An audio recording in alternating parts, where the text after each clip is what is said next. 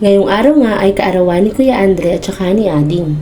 Dito nila naisipang i-celebrate yan sa Mangkor, o diba ang dami na namang lafang for today's video. Syempre, hindi na naman mawawala ang ating patar papel, o diba ang taray. Dalawa talaga sila magkasabay ng birthday. Kapag talaga merong gantong mga ganap, hindi mawawala ang mga pagganitong paandar na teacher ga.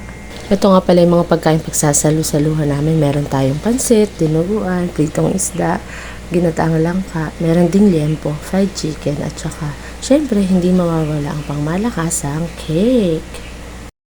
Happy birthday to you. Happy birthday to you.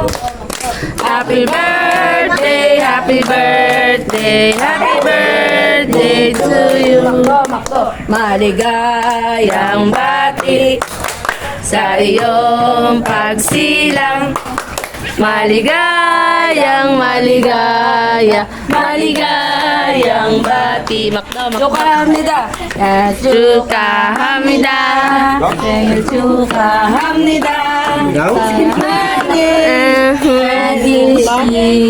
Sino sukahamnida? No, the candle po. Sabay kayo ito.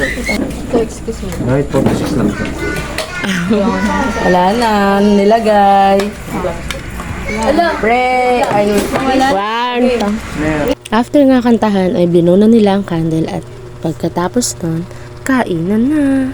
Kinaumagahan nga ay umuwi kami dito ni Daddy sa aming bahay sa Ascaville. O diba meron na namang biyaya mula sa itaas. Thank you so much po sa nagbigay ng ayuda para sa aking mga Junakis, Nutriboost, baka naman.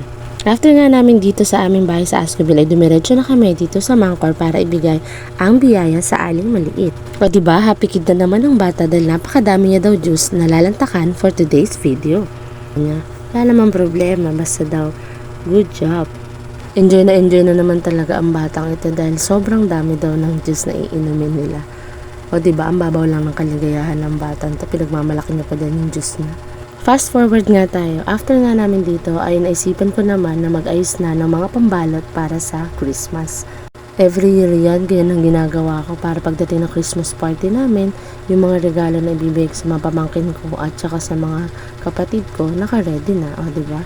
Advance yan. Mindset ba? Mindset. Tinutulungan pa nga ako dyan ni Aling Malit. Hindi ko nga alam kung nakakatulong talaga tong batang to dahil gusto ko nakakaloka. Pinagtatapon niya yung scotch tape na stress na ako sa batang to. Pero carry lang. Naka 40 pieces nga pala ako nagawa dyan ng gift wrapper. O diba? Medyo madami-dami na pero nadagdagan ko pa yan. Salamat po sa panonood. God bless as always.